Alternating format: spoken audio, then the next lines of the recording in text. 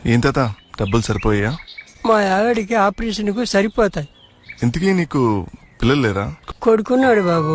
పక్షికి రెక్కలు రాగానే ఎగిరిపోయినట్టు నా కొడుకు జాబు రాగానే వెళ్ళిపోయాడు బాబు. ఇంతకీ నీ కొడుకు పేరేంటి? ఏంటి సార్ పిలిచారంట? సారీ కార్తిక్, నువ్వు వర్క్ చేస్తున్న ప్రాజెక్ట్ అంత సాటిస్ఫాక్షన్ గా లేదు. ఏదైనా ఉంటే డైరెక్ట్ ఎండి గారితో మాట్లాడుకో. ఏంటి సార్ నేను చేసిన ప్రాజెక్ట్ రిజెక్ట్ చేశారంట? నాకు నీ ప్రాజెక్ట్ నచ్చలేదు, అందుకే రిజెక్ట్ చేశాను. సార్ నేను 9 months గా దీని మీద నాన్ స్టాప్ గా వర్క్ చేశాను. అలాంటిది వితౌట్ ఎనీ రీజన్ మీరు రిజెక్ట్ చేశారు. ఒకే ఒక రీజన్ చెప్పండి sir.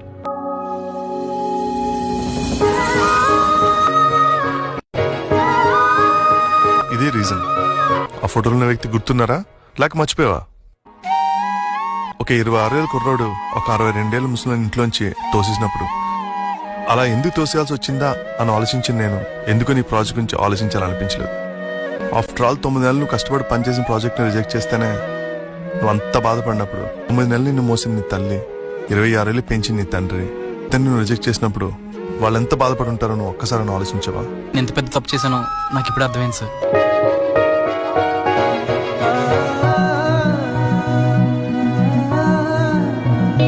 Maya, I'm really sorry.